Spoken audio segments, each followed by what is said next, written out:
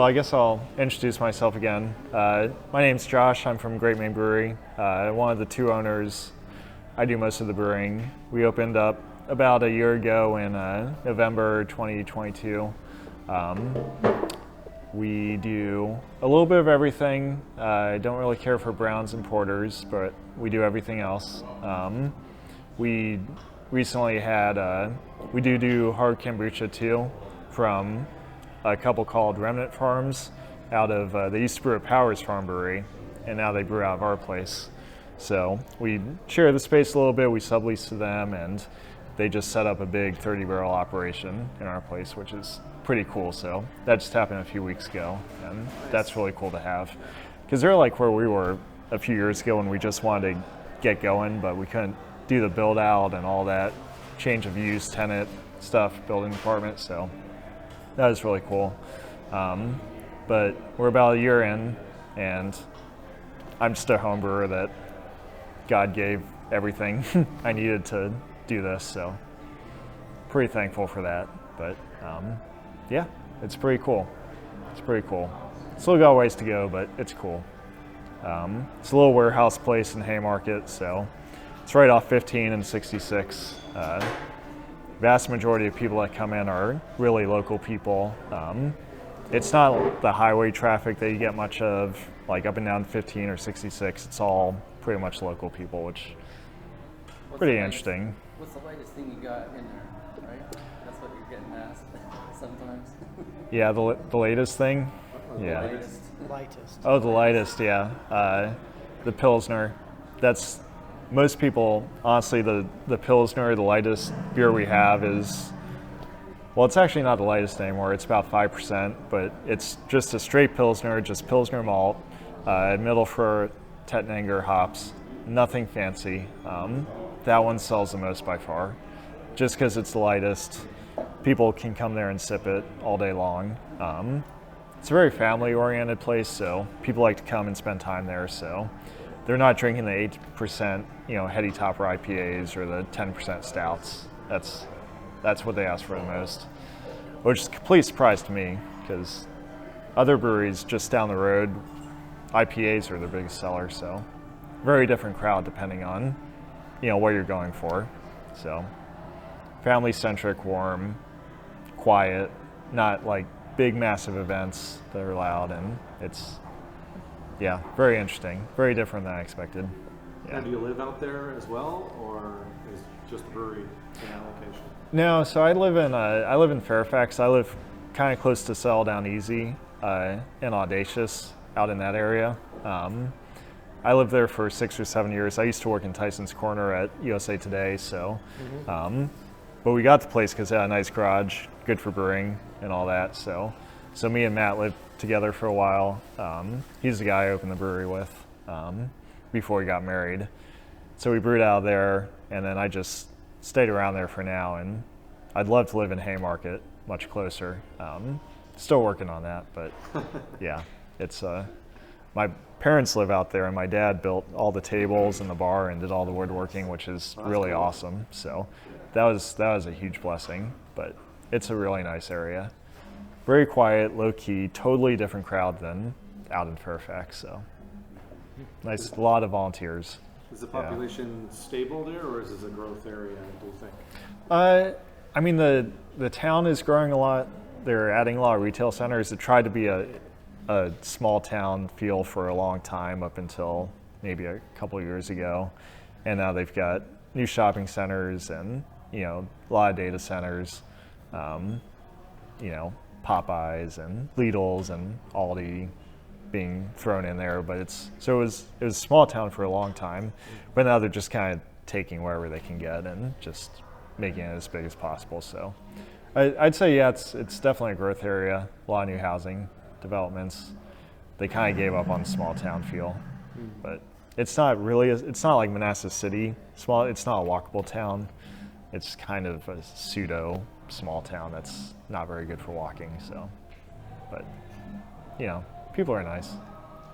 Yeah. So it's the next Manassas, or is it the next? No. Probably the next Gainesville, I'd say. Yeah, much closer to that. Yeah. Yeah, Gainesville is not a bad area. It's just, it's just people moving out. There's constantly people moving in and out. It's a lot of older people, a lot of families. But no, it'll never be a Manassas type place. Yeah. So when you opened, what was the biggest problem you faced that you didn't foresee coming?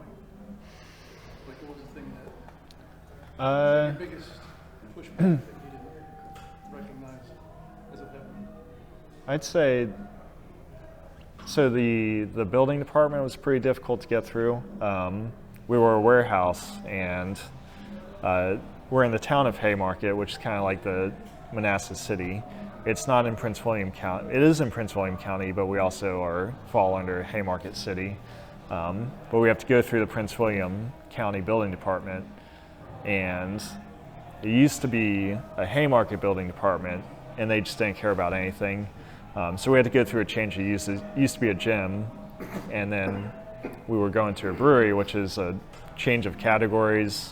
A gym use is different than a brewery restaurant use. So going through that, you gotta go through all the architecture drawings, all the MEP drawings, and you gotta go through a whole build-out process to bring things up to code for something that was never at code in the first place or anywhere close to it at all.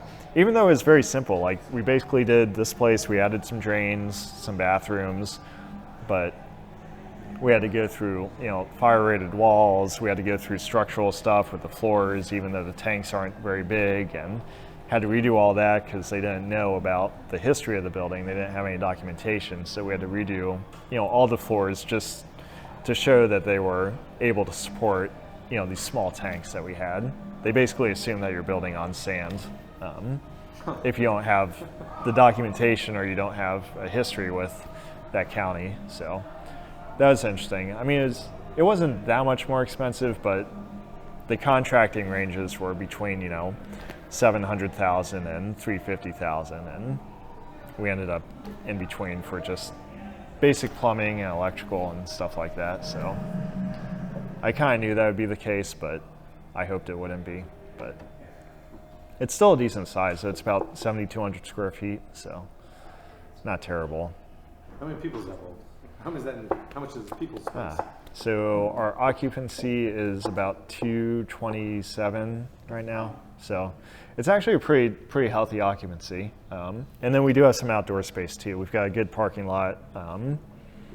The tenants next door are a gym and RXR3, which is like a relaxation recovery lounge, like cryotherapy, that kind of thing. So they're off hours to what we are. And then, but yeah, we've got about probably 150 seats in there. So a lot of tables, kind of similar to these. We've got barrels on the bottom, and then we built the tabletops and, refurbished the barrels, and we've got a bar. It's not a self-pour system. It's just a regular bar like this, which was actually a really good decision. Out there, people love the bar. It's not like Bunny Man or Ono where people seem to not mind not having a bar. People love it out there, the bar stuff. So, but yeah, pretty cool. So what was the dream? Like, why? Tell us the history of your brewery. Why did you start it? What does the name mean? All those cool things.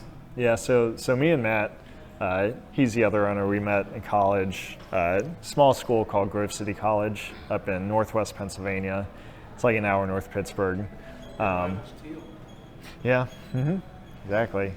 So we met there. We weren't really that into beer. I mean, everyone drank Rolling Rock and Yingling at the time, and that was it. But there was a brewery in Slippery Rock, which is one of the only breweries in the state at the time. So we'd go to church, and then we'd go there, and everyone would have good conversations. No one would drink too much, and the beer was good. I mean, much better than Yingling and Rolling Rock, and so we kind of fell in love with it there. And then after college, we drive up to Vermont and go get Alchemist and Lawson's and go to Treehouse on the way. And this was like mid 2008 to 2012, back in that time frame. So absolutely loved Teddy Topper. The balance of it, just the tropical to the orange to the pine to the nice bitterness at the end. Absolutely loved it. So, and then we just started doing it as a hobby, and from there we just love the community because everyone loves each other and is helping each other, and it's the same with all the other brewery owners, almost all of them, which is another big reason why we wanted to do it. So, and I was a business analyst before this. Matt's in politics, he still is, and I would just much rather make something that people love, like we all do. So that part is awesome. Love doing that. So I brew pretty much full time. I don't have my job anymore. Hopefully it stays that way. We're pretty close to breaking even on a monthly basis, so we're getting there. But it's not quite what I thought from talking to the other breweries, but I didn't really anticipate the ramp up and how long that would take. So it's very different. Yeah. Yeah. I thought it would be like instant, like you're at the same baseline as everyone else, but that doesn't seem to be the case. Although we also we're right next to the farm brewery in Haymarket, which is kind of like a 2 silos. It's a little bit smaller than 2 silos, but it's more of like an event, really nice event space, music all the time. And then Truvi is another smaller brewery that opened up about 5 months before we did, less than a mile down the road. So, I mean, we went into it thinking that all breweries would lift each other up, and it'd be the more breweries the better. I think that's still the case, but a couple breweries opening up in a small town, I think it'll take a little while, but we're both doing okay. So that's pretty cool. So you've been planning on opening during COVID. How did that affect? Yeah. Well, we wanted to do a farm brewery initially, and we spent years looking at farms. We ran into zoning issues with everything, Culpeper and Loudon, too much traffic on the road. You gotta build an intersection, you gotta build a turn-off lane, which has made it not possible. But if you can get a mortgage for a farm and just do it that way, that is easily the best way to go. And that's what we always wanted to do. You wanted to do grain to glass? Something like that, yeah. Okay. Yeah, we just wanted to have the space and make it very family-centric. But the zoning issues, like down in Culpeper, they just didn't seem to want a brewery down there. They just were this close to buying a place, and they just killed us at the last minute, the zoning department. So we kind of gave up and went the warehouse route, which is a little bit easier in some regards, but more expensive. But it's still not like a retail strip mall place where you're paying crazy rent. So there's no breweries in Culpeper? No, there are. There's Old Trade, which is a little bit north of Culpeper. There's a couple like right in the town. Like Dixie-ville has one. Yeah, I think they do have one now too. Yeah, but we tried to do that and just couldn't get any traction, so we went the warehouse route, and it's actually, I just kept passing this warehouse every time I went to my parents' place, and I just went to the tenants, and this was during COVID too, right when it started, and the gym had expanded into the second bay, and they had to downsize, and we just happened to be looking at the same time, and it worked out really well, so we're pretty fortunate. Yeah. So what's your favorite beers? I still love brewing IPAs. I do a lot of, the Whirlpool. I mean, it's just the most interesting to me. I like split batching things a lot, so I'll take one beer and then I'll split it into 10 different fermenters and try different things, or retry the same things that I tried before to gut check whether it's yeast or dry hops or dry hop amounts or dry hop temperatures, all that good stuff.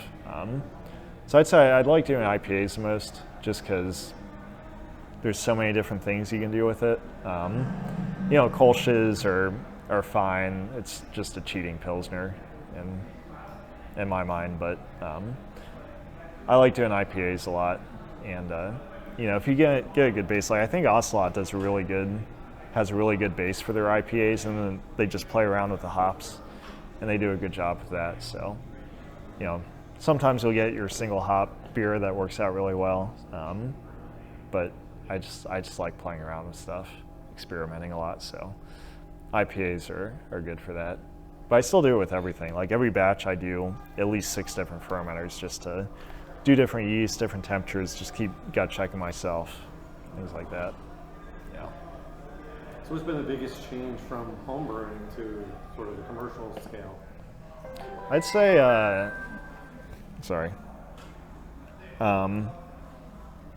the yeast was very different. So I did the normal scaling up of yeast. I'd use 5 omega packs that translates to this many billion cells, per milliliter, all that good stuff. It didn't really translate into when you're buying directly from Omega. I don't know if that's because of the freshness or the fact that it's shipped overnight or how they do it, but the pitch rate on the homebrew side is not the same as the pitch rate on the commercial side. So I've actually had to tone down the pitch rates quite a bit from what I thought they were when I was homebrewing. And things attenuate a lot more consistently. So like the Pilsner yeast I use is Y yeast 2124, and when I was homebrewing, you could adjust the final gravity pretty easily just with the mash temperature. But getting it commercially, it attenuates down to 1.06, 1.08 every single time, no matter what the mash temperature is. And I've dropped the pitch rate pretty significantly on the commercial side, and it still attenuates like crazy. So that was interesting because my Pilsners kept coming out much higher alcohol than I wanted it to be, because I wanted it to end at 12 or maybe 13, but it kept dropping every single time. I kept upping the mash temperature, and it just kept attenuating like crazy all the way down to 1.06 every single time, no matter what. So that was tricky. The equipment wasn't that bad. I started out with plastic fermenters, kind of like the one in Gainesville, Tin Cannon, and there's one in Warrenton that uses plastic fermenters, Altered Suds. That's what it is. That was okay. I never had an infected batch until I started here. Like all my years of homebrewing, never infected, and then like the first couple batches on the big system were infected.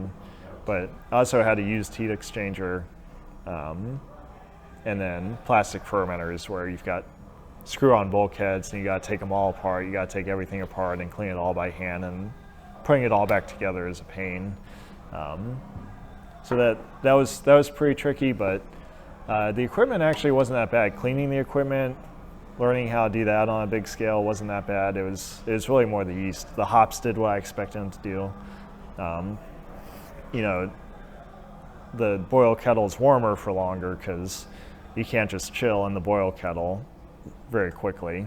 You pretty much have to, do the boil, and then you can send it through the plate chiller to bring it down to whirlpool temperatures or wherever you're doing, but you can't bring it down as quickly as you can homebrewing with an immersion chiller or with a counterflow chiller and that kind of thing. So that's all kind of expected. The yeast, though, I didn't expect at all. So that was probably the trickiest thing, scaling up.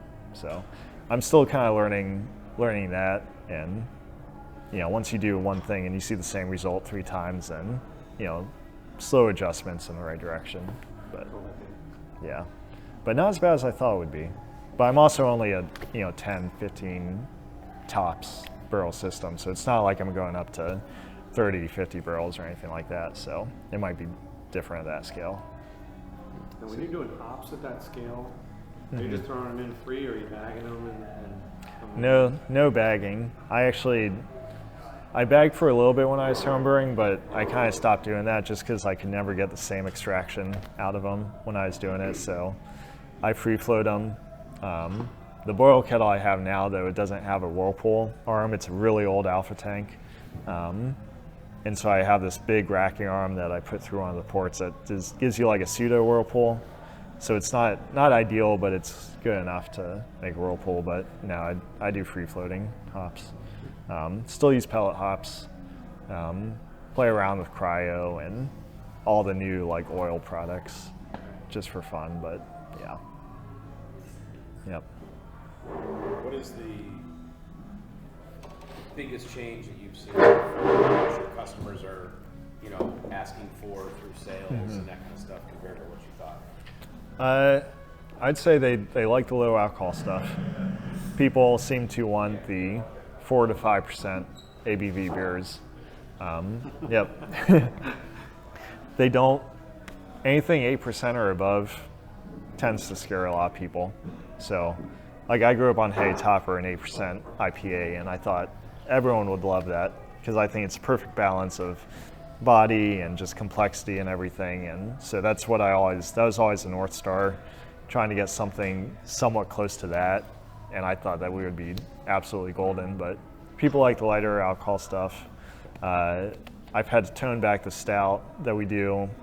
It was like an 11% stout, and I'm trying to get it as low as I can without sacrificing the body and all that. I'd say people don't, on top of that, people don't really like the complexity of the beers. They like the more simple, like when it comes to IPAs, people want the more just straight orange juice type IPAs where it's just one flavor, just kind of hits you, burst of flavor, and then it finishes cleanly. I'm the complete opposite. I like it when it starts one way and then goes to pine, then goes to tropical, and then it's got nice bitterness at the end and it sticks with you. But that's not what a lot of people like. So it's like two categories of people that want that and then people that want the complexity. So the good thing we're lucky because we have a big enough cold room and we have a big enough space where we can do both ways and we don't have to get locked into, 8 taps or 10 taps. So we're pretty lucky there, but I'm having to try to do it both ways, without sacrificing the integrity and just making a juice bomb. I don't like juice bombs or smoothie sours or pastry stouts, but thankfully people like the lower alcohol. I'd rather brew pilsners than those, so I'll take that. As far as your brew system goes, what would be the one regret that you have that you could have done differently if you were to do it over again? Ooh, I would probably, I would skip the plastic, not because it doesn't work, but because it's such a hassle and the unknowns are, like, you can't pressurize them at all. So you're basically gravity draining them. Like, we had to lift ours up with a bunch of bricks so that we could gravity drain it. So that's pretty huge risk that you're adding to the beer. You just can't really pressurize them at all. You can get kind of close to pressurizing them and do them a little bit, but it's never, you just never know. So you can make good beer out of anything, but it's just a lot more risk with that. So I probably would have skipped that, although when you're going through the process, you don't know how much things are going to cost. So we went the Frankenbrew route, like, oh, it worked for Tin Can and it worked for these other guys, and they're still using them. And I'm used to Speedles. That's what I homebrewed on, and I still use them. But that's probably the only thing that I would change. The dairy tank, the Frankenbrew system, I actually don't mind. It's all manual, so we don't have like a skid with, your boil kettle and your hot liquor tank and all that. We just have a boil kettle, and then we've got a mash tun, which is an open dairy tank. It looks like a cool ship, basically. I wouldn't change any of that. It's all manual. It's all just moving hoses from one place to another, to the pump and back and forth. But so I take apart everything. There's no hard piping or anything like that. And I actually much prefer that because I like taking everything apart, being able to clean every individual piece, and it just makes me feel better. I know you probably don't have to do that, but I still like to. So I would still do it that way. And the dairy tank was like, it was out of Catlett. It was on eBay, $500, and the efficiency is not great.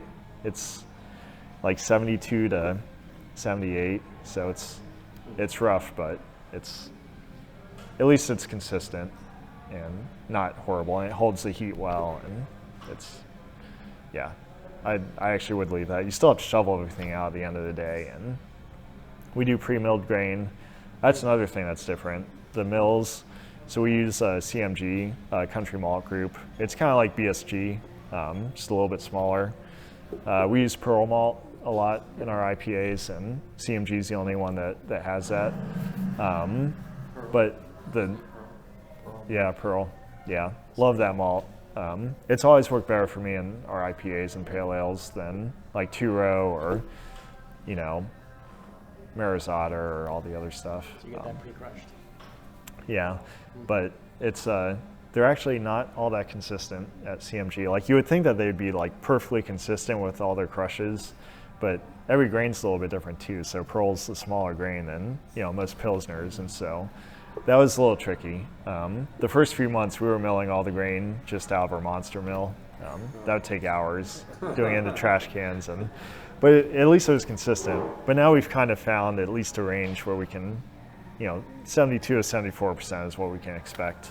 But yeah, the milling with at least with CMG is not super consistent, which is interesting. So that was another thing that was different. I didn't expect that when we started. So what do you do with all the spent grain? Have you found someone to take it or sell it, or?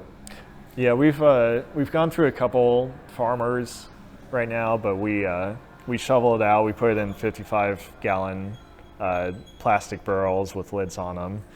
We fill those up, and then we have to walk it around outside the warehouse to the back, and then he comes and picks it up, usually the day of or the next day. Starts to smell really bad. After like a day, if you leave it in the warehouse, it smells horrible. So we take it all outside and cover it up. Compost, or is he not animal feed then? He waits a day? Animal feed. Really? Yeah. After a day? Yeah, I know. He says the pigs love it and they don't mind it, no matter how old it is. So, and I guess feed for a lot of farmers is the biggest expense for them. So if they can at least. And he doesn't just use the feed, he mixes it in with a lot of other stuff, but apparently it's a good enough cost savings. So we used to have someone else, and then he kind of stopped doing it. Like he did Bunny Man and he did us and a couple other places, and now we have someone else that does us and True Vi, and he just comes by with a trailer, picks up the barrels, and then replaces them with empty barrels, and it's pretty, yeah, we've been lucky with that because getting rid of that grain, I don't know how we would do it. But Railroad tracks. yeah, we are actually right behind the railroad tracks. It's super loud when it goes by.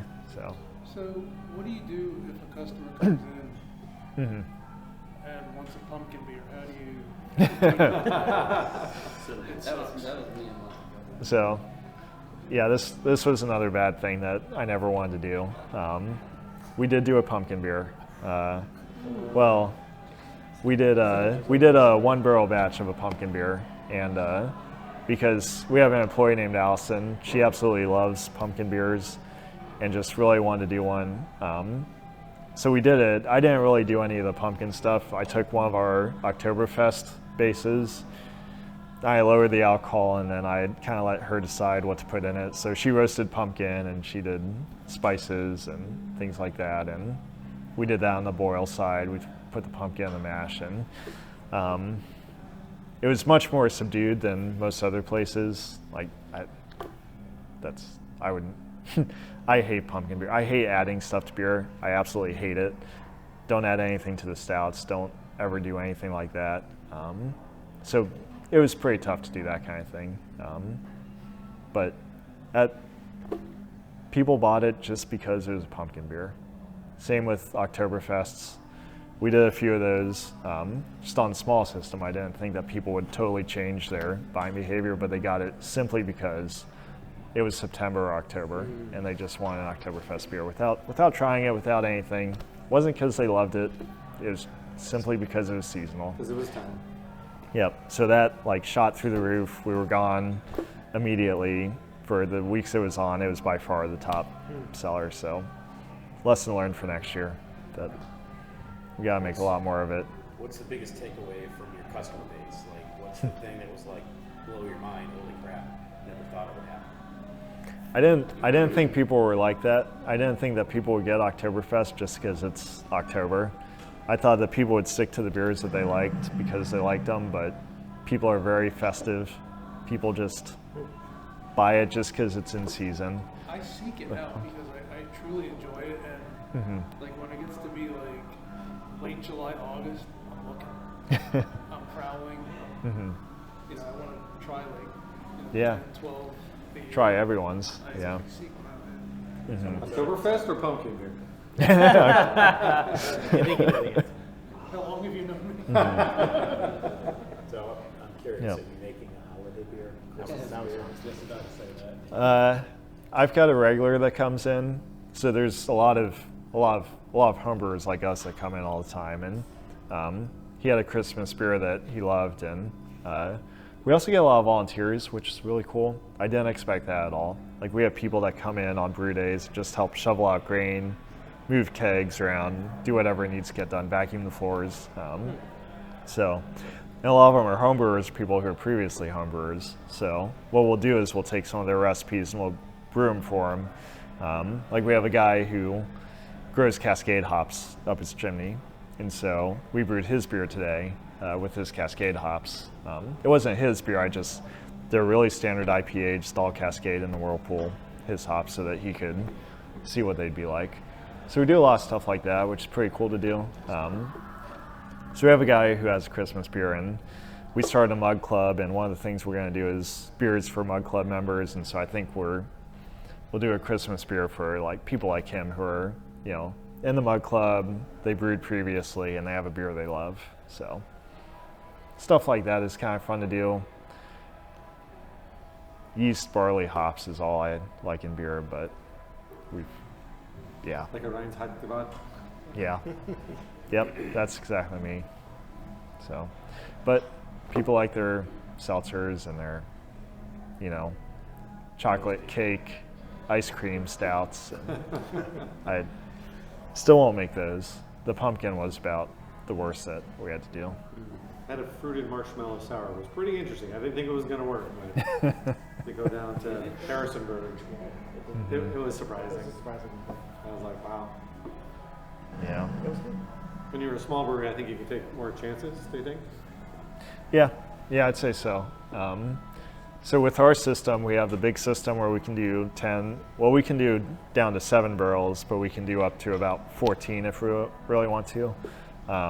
And then we have a pilot spike system where we can do, you know, basically 1.5 barrels at a time. So I spend half my time on that system and about half on the big system. So I do get to do that, and we have a big cold room. We have, I think, 35 or 40 taps or so, because it's so big. So we do have the ability to put a lot of beers on tap. We have one of them for Kombucha, Remnant Farm, which is part of us subleasing from us now. Root beer, lemonade, that kind of stuff. We do that as well, just non-alcoholic options. But a lot of people want cider. We get asked about that the most, versus like wine and non-alcoholic stuff. I'd say cider and then non-alcoholic and then wine is what people ask for, which... And how many of those are you actually providing? None. The kombucha's as far as we'll go. Okay. And it does do the gluten-free thing for people that are, you know, think they're gluten-free. So, I notice a lot of the population is kind of taken for that. I mean, do you see a move to that? not a ton. Maybe 1% of the customers that come in, I'd say they're gluten-free and can't have gluten. So it's not very many. But we also don't like say that we have gluten-free options or anything like that. So it might just be because they looked at us and they know we don't have anything gluten-free, so they don't come in. So I wouldn't say that I have a great answer to that, but we don't have a ton of people that come in. We're going to make a malted millet No. pilsner. No. We have thought about trying to do non-alcoholic or low alcohol, but I just don't care for it. I couldn't do it well unless I really brewed it over and over again, and even then, I've never had a non-alcoholic beer I liked, so that's how I base things on. Like if I have a beer that, like I've never had a brown or a porter that I really enjoyed, so I just never got into them. And non-alcoholic beers, gluten-free beers, same way. So unless it's something I love drinking, then I'm not gonna do it or put it out there. Unless I would drink 3 of them back to back, then I want to do it. So. Where do you Yeah. see yourself in 5 years from now? Where do you see the brewery in 5 years? I was just gonna ask for next year, but like 5-year Next plan year. is good too, right? Yeah. I would say still going to focus on the spot we have now. Like, we have no plans to do any kind of expansion or do anything like that. I want to make the tap room as comfortable as possible for people that come in. There's more things because it's just a warehouse like this, so like leather couches or something like that. Yeah, something like that. So we do have some of that right now from Goodwill, thanks to them. But making it as comfortable as possible. I mean, you can, like the lighting and stuff, we've been working on that, making it warmer. The tables, we build all the tables and we try and make the chairs and the seating as comfortable as possible. We've got some outdoor space to play with that we can do a lot more with that we just haven't been able to do a lot with. I want to do canning a lot more. We're not really doing it right now, we're just doing growlers. But I want cans to go of everything we do, and just more beers on tap all the time. I want to be able to focus on making beer instead of installing stuff and fixing things and adding more taps and just, working on adding TVs and installing, fences along the road to keep kids out and things like that. I'd much rather just focus on brewing. So hopefully in 5 years, that's all I'll be doing is brewing 3 or 4 days a week and just focused on the tap room itself, because don't care for distribution or anything like that. I mean, there's a few places nearby. Like, I would do distribution to some of the local places, like in Warrenton, and a couple places in Haymarket, just really nice local places that people would go to, but it would purely be to let people know that we're out there, not to distribute kegs or anything like that at any scale, because you have to be really big for that to make any sense at all. So. You guys have a great space. It's a wonderful venue. It's a great space. You guys have plenty of beers on tap. Oh. And what you did have, I tried most of, and they were all great. Oh, thanks. That's probably the best thing I love is when people like everything they try versus like loving one thing and then not liking a lot of other things. But hearing people say that, like, oh well, they were all good, and I'm not sure which one to pick is pretty cool. I liked all of yours. I didn't nice. care for the pumpkin beer. I didn't either, so. I didn't have the Yeah. You had talked about Allison. I think her name was Allison. Allison, yeah. She left, didn't she? Was it her that left? There was No, she's still there. somebody that. There was a woman who had at the bar that. Oh, so we left somewhere to go to Seattle or. yeah, we did have. We've actually been, so we did have, I think Regina might have been the one. But we've actually been really lucky with staff. Like, I don't know how it is for everyone else, but like everyone that works for us is people who came in and they were regulars. So like, I've got a guy named Max who, a couple would come in all the time and they had a kid and best friends with Max, and they're just like, he just wants to work. He doesn't want to go to college. He does welding. He wants to learn how to weld and do his own business. And like, we have just been incredibly fortunate with staff. Haven't had to look for anyone. Haven't had to deal with that. All hard workers. So we've been real lucky with that. That was not a problem at all. I know it is for a lot of other places. I don't know why we were fortunate, but it's pretty awesome. So far, at least. I know, right? Yeah. Yeah, so far. Yeah, it's certainly a problem with a lot of servers and stuff. Is people that either don't want to work or stealing or that kind of stuff. It's generically tough right now to end up getting people that actually want to work. As crazy as that sounds. So tonight's theme is English beers. Do you have any tips on brewing an English beer that maybe we might learn? Or before we go into tasting, I thought we get our minds settled as a transition to maybe give us some insights. I would say what I've learned, and I have not brewed a lot of English beers. I didn't brew any ESBs until a couple months ago. but I did do a few back to back. Keeping things simple is good. No more than 3 grains. Anything more than that, and it gets a little too much. Maris Otter, I am not a big fan of. If you use too much of it, turns into a butter bomb. Did not realize that. But at least for me, in the way I did it. The yeast I used, I tried a few different yeasts, and I don't like dry yeast at all.